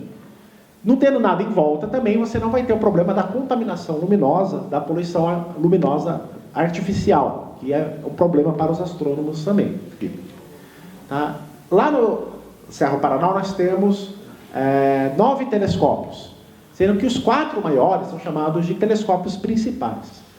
Cada um desses telescópios tem um espelho de 8,20 metros, tá? Sendo que eles estão controlados pela ótica ativa, ou seja, pelos sensores que tem na base dele, que vão corrigir em tempo real a forma do espelho para que sempre seja a forma perfeita, que vai dar a reflexão ideal, né? Então, embaixo de cada gominho do telescópio você vai ter sensores que informam para o computador a posição, e isso é corrigido, né, várias vezes por segundo para você manter a forma perfeita do espelho. E a outra tecnologia que vai tentar corrigir a turbulência atmosférica é a ótica adaptativa, né? Ou seja, um laser que fica ali junto do telescópio vai ser lançado no céu, na região que está sendo observada, e lá a mais ou menos 80 km de altitude você tem uma camada de íons de sódio, tá? E aí esses íons de sódio vão, né, ser excitados por esse laser e vai voltar um pouco, né, do feixe. E aí você tem um computador que vai analisar a frente de onda que está sendo lançada com a frente de onda que volta, E as pequenas diferenças que vão ser causadas pela atmosfera, né, vão poder ser corrigidas através de um pequeno espelhinho que fica perto do foco do telescópio, que é um espelho muito fino, parece uma lente de contato, né? E ele também vai ter um sistema de sensores na sua base que vai modificar a forma do espelho cerca de 10 vezes por segundo a fim de corrigir a turbulência da atmosfera. Então, graças a essa tecnologia da ótica adaptativa, que hoje é possível você obter nos telescópios da superfície terrestre, em solo, imagens que têm uma resolução que é melhor do que a do telescópio espacial. Isso porque o espelho, né, do telescópio terrestre é muito maior do que um espelho do telescópio espacial, né? Esses aqui têm 8 metros. Outra coisa muito interessante desse observatório é que você tem 4 telescópios e eles podem ser utilizados em conjunto. Tá? Eles vão ser utilizados na tecnologia da interferometria, que é muito utilizada em rádio, mas na luz visível ela é bastante recente. Qual que é a ideia da interferometria? Se eu colocar, né, um telescópio aqui nessa ponta desse círculo e outro na outra extremidade, você vai ter uma resolução angular, ou seja, o detalhe que o telescópio vai ver vai ser igual à separação dos dois espelhos. Tá? Ou seja, se eu colocar esses dois telescópios separados por 100 metros um do outro, o detalhe que eu vou conseguir ver, né, dos objetos astronômicos vai ser igual ao detalhe que eu vejo de um telescópio com um espelho de 100 metros de diâmetro. Tá? Só que eu tenho que combinar a luz dos dois telescópios e, claro, o tanto de luz que eu vou coletar vai ser muito menor, claro, do que um telescópio grande, porque a área coletora é a área de cada espelho individual. Tá? Então, esse observatório já foi planejado para você conseguir combinar a luz de cada um dos 4 telescópios principais, que tem 8,20 metros, e de mais 3 telescópios secundários, que eles são móveis. Tá? Eles podem percorrer trilhos aqui na plataforma do observatório, de modo que, né, toda essa luz ela vai ser transferida para o subsolo aqui do observatório, né, e percorrer túneis, onde você vai combinar a luz deles e fazer a interferometria. Esses são os telescópios auxiliares, né, os pequenininhos, esses têm 1,80 m de diâmetro cada um, né, o espelho. Parece pouco, mas é maior do que o maior telescópio que a gente tem aqui no nosso país. Né, e tudo isso, então, vai ser combinado via ótica, né, ou seja, não tem parte eletrônica que nem tem na interferometria de rádio, onde você vai, então, combinar todas essas informações e reproduzir o detalhe de um telescópio de 100 metros de diâmetro. Né. Então, essas são as tecnologias que a gente tem instaladas hoje em dia no observatório. O observatório europeu é muito maior do que isso. Esses é o instrumento principal, que é o VLT, o telescópio muito grande. Mas existem outros telescópios menores, com outras funções, também instalados nesse telescópio no Observatório do Cerro Paranal. Além disso, tem um outro observatório mais antigo, que chama LACIA, que fica mais ao sul do Chile, mas ainda na zona desértica, que também tem instrumentos dedicados a pesquisas, né, mais particulares. E o ESO ainda opera um radiotelescópio ALMA, tá, que é o maior observatório do mundo em rádio. São 66 antenas que estão estudando aí outros fenômenos que podem ser investigados através das ondas de rádio submilimétricas. Em 2010, o Brasil assinou, né, uma intenção de ser sócio desse observatório. O Observatório Europeu reúne 15 países da Europa e o Brasil seria o primeiro membro não europeu do observatório, do consórcio. Passou muito tempo, até o começo desse ano, que esse projeto não tinha sido ainda avaliado pelo Congresso, passou por várias comissões. No início do ano, foi aprovado, né, no Congresso Nacional e no Senado a adesão do Brasil. Então, está faltando agora a ratificação do acordo, né, pela presidência para que o Brasil se torne, de fato, né, sócio proprietário desse observatório. Isso vai permitir que os astrônomos brasileiros utilizem esses equipamentos e também permitir que o Brasil participe das licitações, né, de operação do telescópio. As empresas brasileiras podem fornecer serviços para o observatório e também participar da construção desse novo observatório aqui, que é o telescópio que vai ser o maior do mundo da próxima década. Tá? Então, no momento, nós temos aí 3 grandes projetos de construção de telescópios gigantes na astronomia, telescópios cujo diâmetro do espelho vai de 20 a 40 metros, ou seja, são de 2 a 4 vezes maior do que os maiores espelhos que nós temos hoje em dia. 2 desses projetos são norte-americanos com parceiros de outros países, e o terceiro projeto, que é o maior de todos, é o projeto europeu, que é o telescópio europeu extremamente grande.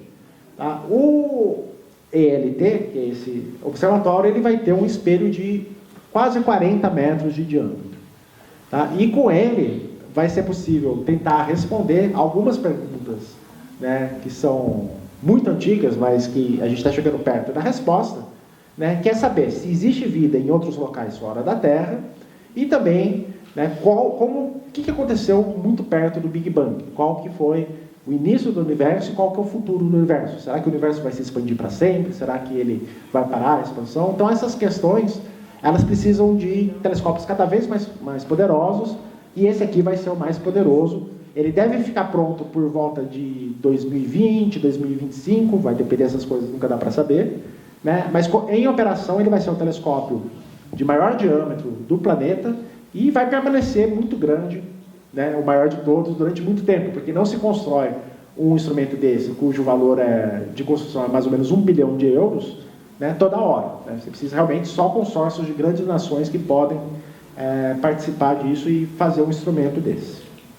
Tá? Para vocês terem uma ideia da dimensão dele, o edifício que vai abrigar o telescópio é mais ou menos do tamanho de uma arena de futebol, de um estádio de futebol, e a altura é comparável lá à altura da Estátua da Liberdade lá dos Estados Unidos, ou seja, a cúpula tem mais ou menos 90 metros de diâmetro. Então realmente vai ser uma coisa fantástica, que já começou a ser construída lá no norte do Chile, razoavelmente perto lá do Cerro Paranal, cerca de 20 quilômetros lá do Observatório Paranal. Então, lá no Chile já tem a bandeirinha brasileira, né, hasteando no Cerro Paranal, e a gente espera que esse processo se conclua, porque vai ser muito importante para a ciência brasileira, para a indústria brasileira, poder fazer parte desse consórcio. O contato está aqui, eu agradeço aí o convite, né, vamos para o debate agora.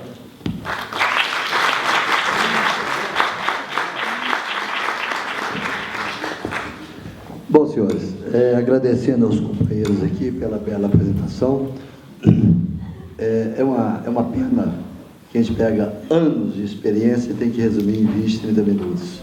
Mas eu acho que isso mostra a expertise e a capacidade de vocês de trabalhar com a síntese e mostrar que, de fato, é possível. Isso é um start, isso é uma chama, e isso é o início para aqueles que gostam da área. Bom, objetivamente agora vamos ao debate e às perguntas, começando com as perguntas da plateia, que pode ser oral, tem um microfone aí, o papelzinho, fiquem à vontade. Evidentemente que aquilo que nós soubermos responder, a gente estuda e responde depois. Algum colega da mesa tem alguma consideração? Está vendo?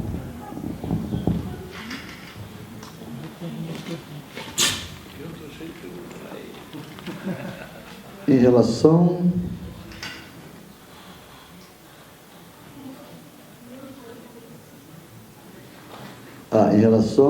a serra com formato oval foi inventada por Moser, aquela serra, ou foi comprado? Se aquela serra com formato para furar a telha foi inventada. A serra Copo? Serra Copo. Quem está... É uma pergunta. É isso mesmo a pergunta? Se ela foi adquirida ou se ela fabricou? Essa serra Copo se encontra para comprar, né? Foi essa a pergunta? É só você também na manobraria que eles dão o nome dessa serra Copo para a senhora comprar uma nova, ou uma usada, aí ela tem uma conexão nela que adapta na lixadeira. Ou naquela marquita mais pequena também dá de colocar ela também para furar. E para furar a telha eu falo para a senhora que ali eu furei só para demonstração assim, tinha que ter uma pessoa com a garrafa PET, fura a tampa e enche d'água, né? enquanto está furando, um está molhando, porque senão a senhora vai estragar, igual eu estraguei uma serra-copa para fazer uma apresentação para filmagem. Eu paguei R$150, acabou com a serra-copa, porque essas telhas aqui, ó, impressionante, são duras, parece que elas têm ferro dentro. E se não pôr água, acaba com a serra-copa. E se a senhora não tiver serra-copa, a senhora fura com broca de vídeo. Eu usei uma outra, não dessa marca, eu disse que o telha. Por isso que eu me adulto, porque eu estava envergonhada e pergunta lá dentro. Porque na verdade eu tinha interesse, isso eu já fiz e não deu certo por esse motivo, porque ficou a telha. Obrigado. Fantástico. A pergunta procede, de fato, eu complemento. Não tem um microfone para levar para eles, que aí fica mais fácil. Mas aí eu acho que na sequência tem outras aqui para o senhor também. De onde surgiu a ideia da lâmpada? Essa ideia da lâmpada tem uma história, já começou há muitos anos, quando eu trabalhava em Brasília, na telecomunicação, que caía muito avião na Amazônica, então eu fiquei muito preocupado, comentei com meus colegas de serviço. Aí tinha um chefe meu da oficina, o Reinaldo. Aí eu perguntei para ele, ele falou: não, moça, se tiver uma garrafa branca jogada na margem do rio ou do barranco, você pega ela e põe um pouco de água, né? E põe beirando, pega o raio solar, põe beirando o capim e aí pega fogo. E depois de pegar fogo, você joga uns galhos de mato verde em cima para fazer fumaça, para ter o resgate, né? Porque se cair um avião, ninguém tiver um fósforo, não tiver um nada, né? Encontrar uma coisa branca assim. E depois também fiquei com essa ideia já na cabeça. E o chefe mesmo já disse assim: não, moço, eu tenho uma lupa aqui. Aí ele falou: pega uma lâmpada clandescente e tira o soquete e você põe a água e traz aqui que nós vamos fazer um teste agora mesmo. E nós foi lá e já na lupa ele falou: vai pegar fogo mais rápido. Aí na lâmpada clandescente vai demorar um pouquinho. E realmente demorou um pouquinho, não demora tanto igual aqueles que estão na mata lá para pegar fogo, mas pega mais rápido. E aí eu fiquei com essa ideia na cabeça também. E aí depois veio o apagão e falta de energia no Brasil. Como eu trabalho de mecânico, eu fui buscar um dia de tarde peça para um veículo, e na Dom Pedro eu encontrei com o Chico Xavier, né? Aí o Chico Xavier pôs a mão na minha cabeça assim, era mais ou menos umas 3 para 4 horas da tarde: moça, você vai ter uma luz na sua vida, só que essa luz não vai ser sua, vai ser do povo. Aí ele falou assim: moça, e eu também vou ter 2 luzes, uma de sinal e uma luz divina, né?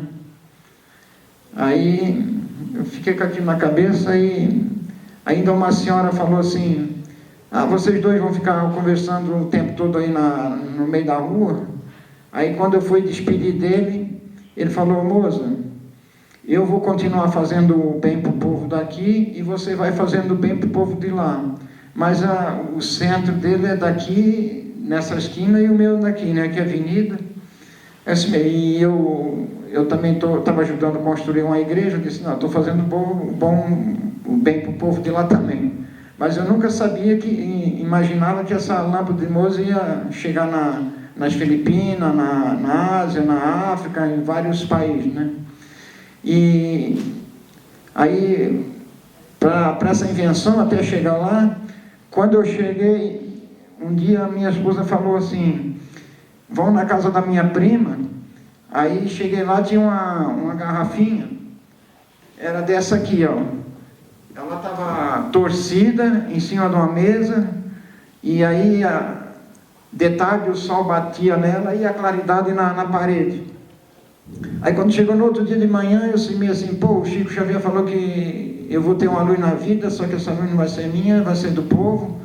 Eu até me arrepio aqui. Mas aí eu semei: eu tenho que me virar nos 30, né? Aí eu tinha uma telha lá de diâmetro lá na borracharia, assim, quebrada. Aí eu fui com o alicate e quebrei. Aí eu enchi de água, encaixei lá, e já deu aquela claridade mais ou menos boazinha para baixo, né? Aí no outro dia eu acordei, eu já fui, peguei uma dessa de 2 litros aqui, ó, e enchi, e já coloquei cloro ou água sanitária para não dar dengue, para a água não ficar verde, não dar luz. Inclusive as minhas lá têm mais de 15 anos, nunca troquei água de nenhuma e está lá até hoje. E por incrível que pareça, que tem umas que nunca a água evaporou. Tem umas que abaixa assim, eu vou lá, abro, e se você colocar a tampa branca, você na hora de tirar, ela esfarinha na mão. Se não colocar essa proteção de potinha ali, ó, preto. Isso aqui.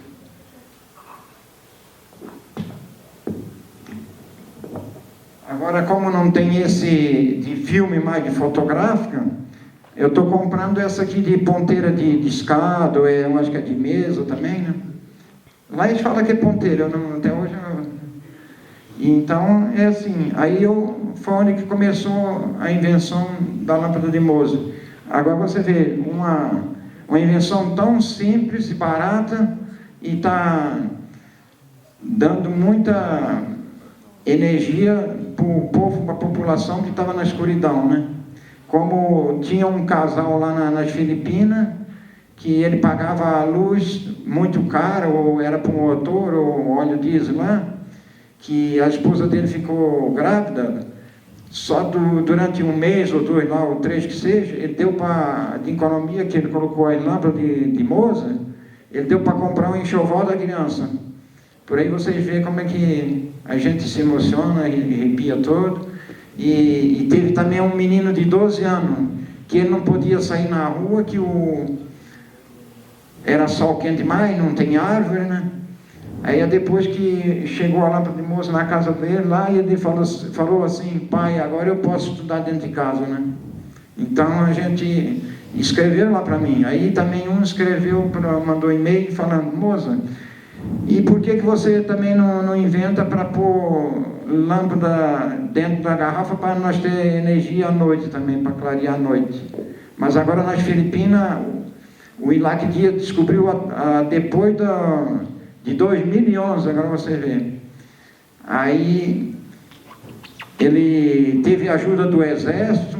Aqui no Brasil eu não tive ajuda de ninguém assim, só tem ajuda dos amigos aqui que tá vendo a invenção do Mozart.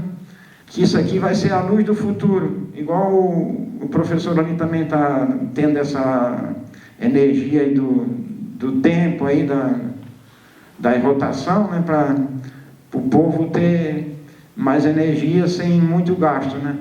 Que nem essa luz aqui, ó, você tem custo zero.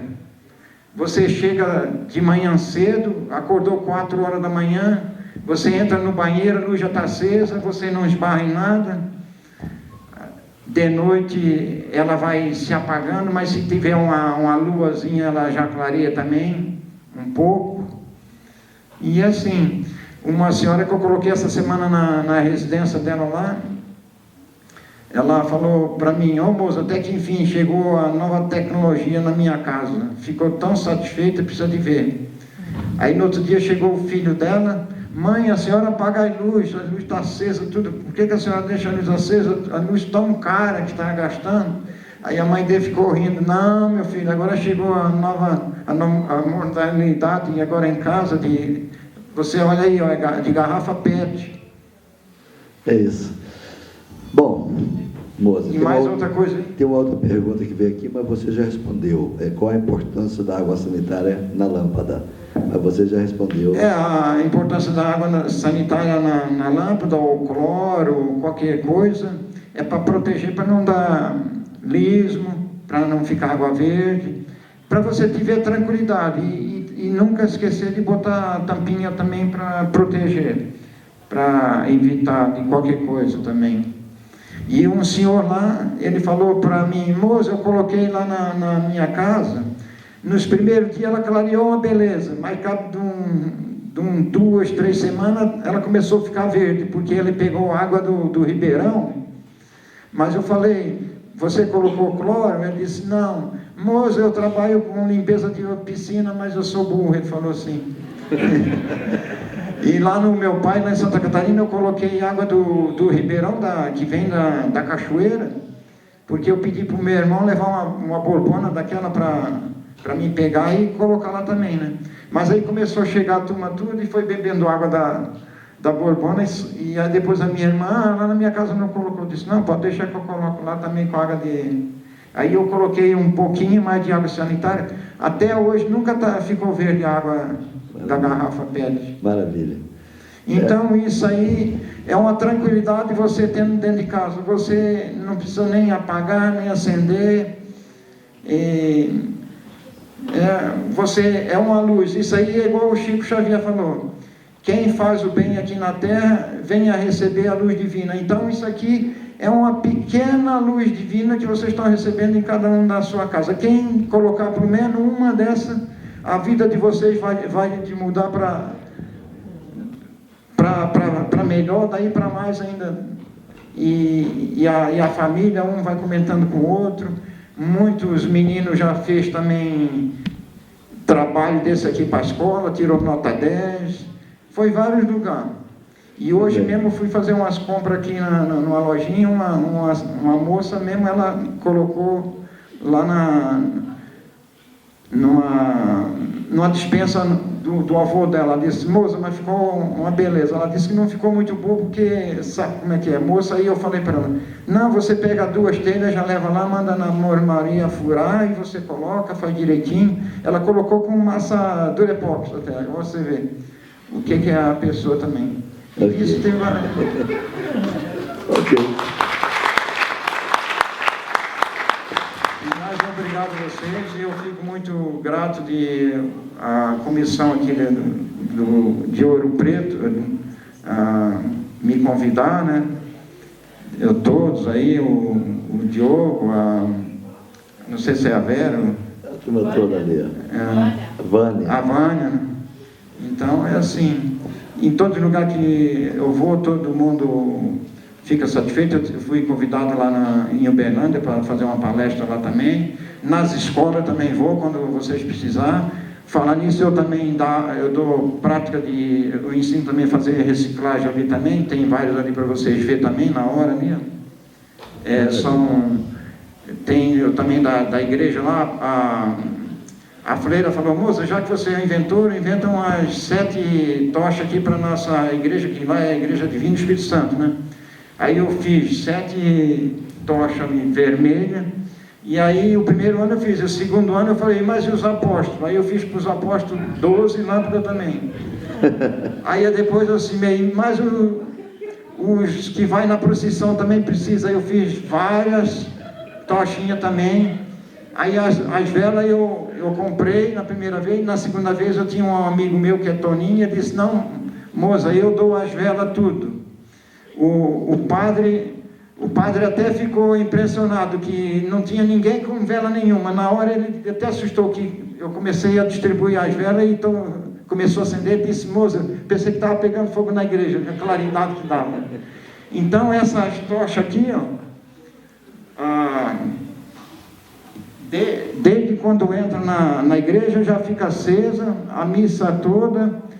Essa aqui é vela gigante, essa aqui é dos 7 dão, e essa aqui é dos 12 apóstolos. Tem a amarela lá também, que eu fiz lá também, traz lá para mim, e já traz a da vassoura também.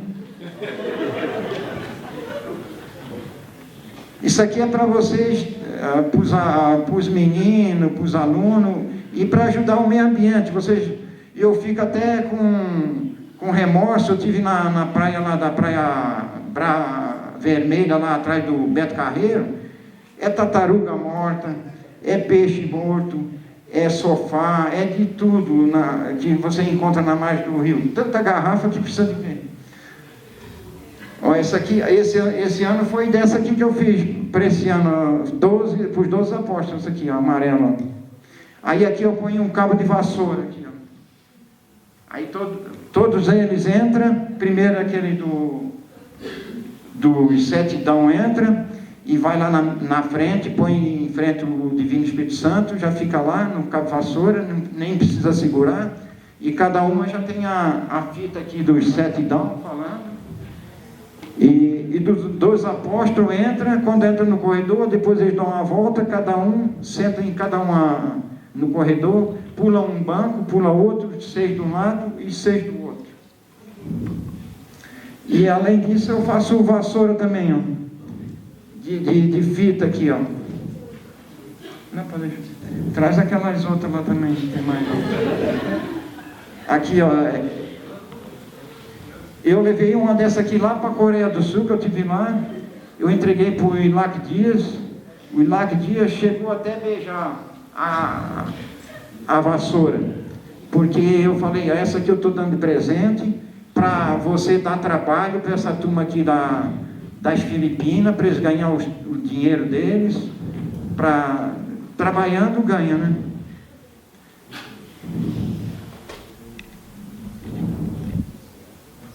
E essas aqui é as tochinhas para carregar na procissão. Não pega fogo. Se ela for fechando, ela vai fechando e vai ficando até bonita também. E não apaga, pode bater o maior vento também, que não apaga. Aí você pode fazer maiorzinha. Aqui também tem... Esse cabo aqui tem regulagem, para cima e para baixo. Aqui é só soltar um.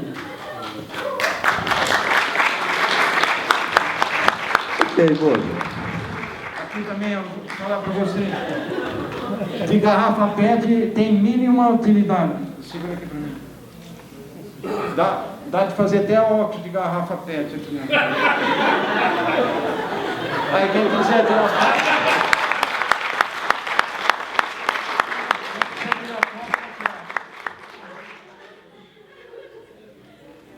Essa aqui, ó, se você tiver um esmeril, você tiver num lugar, eu não tenho óculos, mas é só pegar uma garrafa PET e fazer.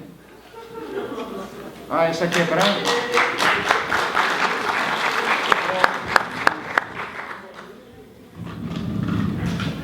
E esse aqui é um potinho. Esse potinho aqui, ó, ele fica firme. Vocês pegam a vela, acende, vai rodando, rodando.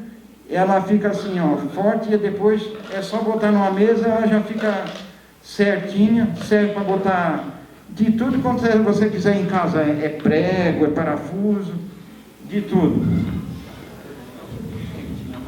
Aquele, traz aquele.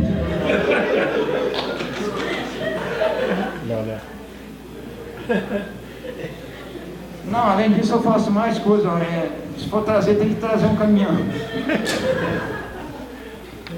Isso aqui é porta-treco. Segura aqui, eu vou mostrar para você. Ó, aqui, ó, para desenhar é uma tartaruguinha. Você nem usa nada, você tira só uma lasquinha aqui você fura com a tesoura, uma faquinha, já no próprio riscozinho. Aí é só pegar uma lasquinha aqui, puxar com o alicate e cortar, tá pronta a coisa. Aí aqui ela fecha sozinha. Maravilha. Isso aqui serve para você pôr bala ou de presente, ou se for um casamento, qualquer coisa que você for gastar dinheiro. Muitos meninos, na festa da igreja eu fiz várias vezes, coloquei bala, bombom, os meninos vai tudo lá na pescaria para pescar. E mais obrigado a vocês. Eu acho que, de fato, um caminhão é pouco para trazer. E acho que é importante esse contato, eu acho que é importante a consciência ecológica, a sustentabilidade, o reuso, e isso que você leva aí para o Brasil, já levando para o mundo. Parabéns. Eu só queria comentar o seguinte, vou colocar alguns alunos para a POLED, mas com a tua patente e com a tua autorização para trabalhar com fotovoltaica para edificações sociais, com fotovoltaica e LED, para ter a luz noturna com custo zero também, a partir de um investimento de um programa social, qualquer que seja. E você vai associar comigo? Não, eu vou passar para você. O resultado da pesquisa eu vou passar para você. Beleza, obrigado. Tá? Eu vou ver se arrumar algum aluno interessado para trabalhar nessa pesquisa. E essa filmagem vai passar aqui em Ouro Preto, como é que é? Não, depois eu vou pegar o contato seu com o grupo e a gente mantém contato. Não, porque eu queria que tivesse passado ali a lâmpada de luz acesa para eles verem. Ali tem um sitezinho ali. Vai ter, depois a gente já mostra. Bom, alguma pergunta mais? Quem do quer público? perguntar mais alguma coisa? Tem uma pergunta? Quanto tempo demorou para chegar na tecnologia do espelho poligonal?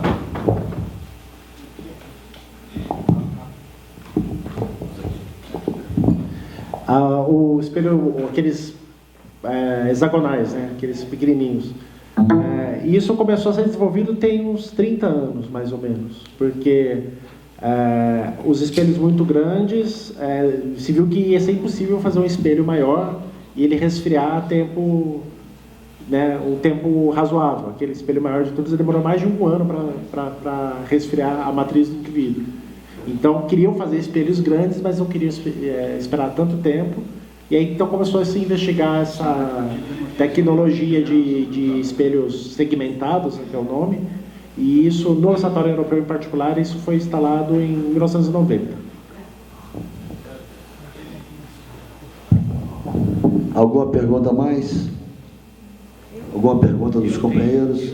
Eu tenho uma curiosidade minha, além de ser inóspito lá, aquela região do deserto, ali também tem para você ter um telescópio, você tem melhor posição geográfica, tem uma especial, ou lá só pelas características de ser árido, né, de ser alto e árido, ou se tiver qualquer lugar da Terra eu posso montar, ou se não são lugares específicos, é isso. Quer falar que se for na serra, quer ficar mais fácil?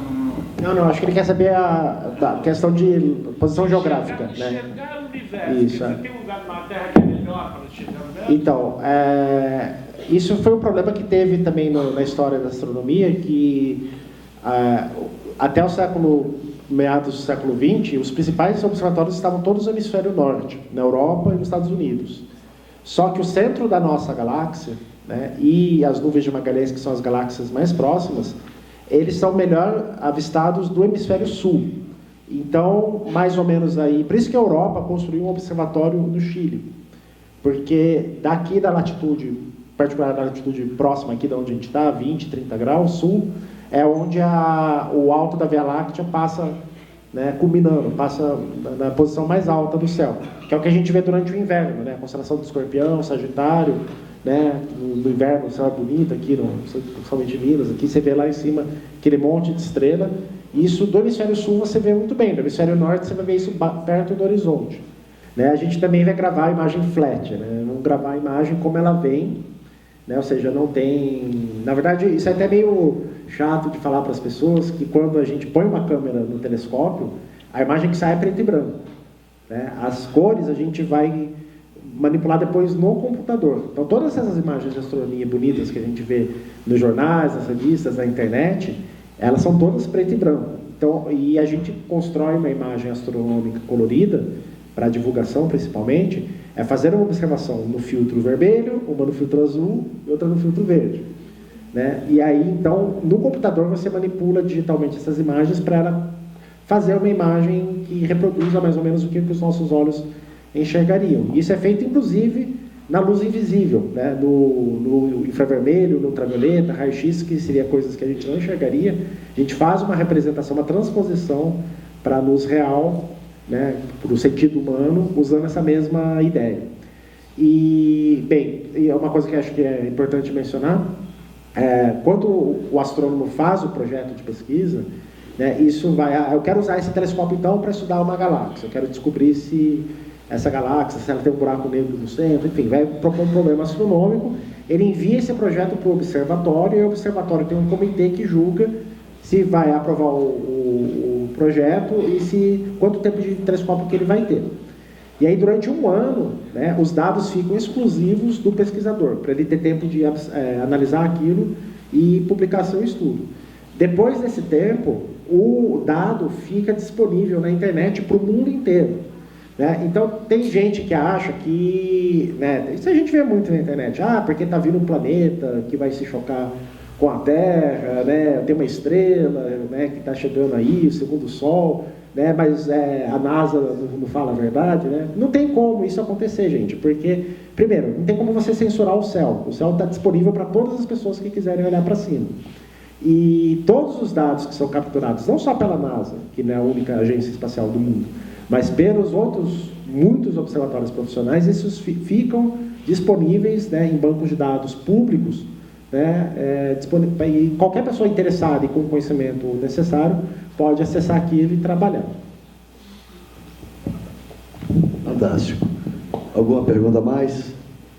Eu queria saber se tem alguma razão específica para as cúpulas dos telescópios serem do jeito que são, serem esféricas. Serem redondas ou quadradas, né? Bem, a cúpula desses observatórios modernos, elas são diferentes da cúpula tradicional. Você vê um observatório antigo aqui de Ouro Preto, você tem a cúpula que tem uma frestinha, né? E aí você tem que girar a cúpula, né? Agora o problema é que para um instrumento desse de ponta, que é um instrumento, né, topo de linha do mundo, até mesmo a turbulência que é causada pelo ar que está dentro da cúpula com o ar exterior vai interferir na imagem. Então, a tendência agora é você abrir o prédio inteiro e deixar, né, o telescópio exposto, né, ao ar externo, para que o fluxo de ar seja o mais natural possível. E aí a forma da cúpula, a esférica, é que vai ter menos turbulência provocada pela forma geométrica dela. Isso para telescópios pequenos, como aqueles telescópios auxiliares do interferômetro, aqueles menores, isso é importante, que aí você só faz uma casinha redondinha e abre e ele está para fora. Agora, para um telescópio muito grande, de 10, 20, 30 metros, aí não dá para fazer uma esfera tão grande, aí você faz, então, um caixotão retangular mesmo, e depois você abre ele dos lados para que o telescópio possa observar sem a menor interferência da turbulência ali próximo ao solo possível. Mas a razão é o fluxo de ar em torno do edifício. Existe telescópios no espaço com ótica ativa? Não, porque a ótica ativa para a precisão do espelho. Eu acho que não. Eu realmente não tenho certeza, mas geralmente a ótica ativa ela vai ser importante por dois motivos. Né? Claro, primeiro você tem um espelho muito grande com segmentos para você manter a forma certa, mas os telescópios espaciais os espelhos são menores, então geralmente é uma peça única. E aí os outros motivos que eu não citei aqui, um deles são a dilatação térmica que vai ter no espelho, né, de estar calor e estar frio, e aí no espaço você não tem esse problema. Se você isolar termicamente direitinho, você não vai ter problema de dilatação e contração térmica. E o outro motivo é a flexão, né, que pode causar, né, flexões diferenciais na forma do espelho devido à diferença de gravidade. E aí no espaço isso também é minimizado, então não vai ter. Então, pode ser que exista, mas eu posso estar enganado, mas eu acredito que não tem. Não é necessário. Uma coisa, só uma colocação. Além de toda essa tecnologia, eu sou fascinado, trabalho, mas o que mais me fascina, além de toda essa tecnologia, dos túneis e tal, o que me fascina ainda mais é o Galileu Galilei, naquela época, com uma lunetinha desse tamanho, ainda conseguir, né, ser o precursor de tudo isso, né? Imagina o Galileu agora, com tudo isso à disposição. Maravilhoso. Fantástico. Alguma pergunta mais? Os colegas, tem alguma pergunta? Bom, e não tendo mais pergunta, em nome aí do evento, né, pelas prerrogativas que me deram, eu queria agradecer a Moza, Fernando, a Rojas, e a todos pela contribuição. E Ouro Preto se coloca à disposição de vocês sempre para outras contribuições e para uma parceria. Eu acho muito importante depois nós deixarmos com o evento os nossos contatos, porque eu gostaria depois de manter contato aí através de alguns projetos que a gente possa desenvolver, aproveitando essa oportunidade e esse aprendizado que nos foi propiciado hoje aqui. Tá? Passa a palavra aí para o nosso... Agradecendo aos convidados do debate, gostaríamos de novamente destacar os patrocinadores desse evento: Samarco, Gerdau, Sebrae, Instituto Tecnológico Vale e CNPq. Declaramos encerrada essa sessão, chamando a atenção para a programação de amanhã, quando teremos nesse espaço, às 19h30, a mesa de debate sobre luz, ciência e vida. Tenhamos todos uma boa noite. Muito obrigado.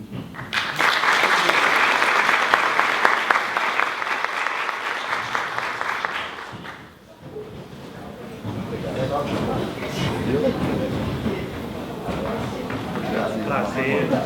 Mas aquilo é. A ideia é sua.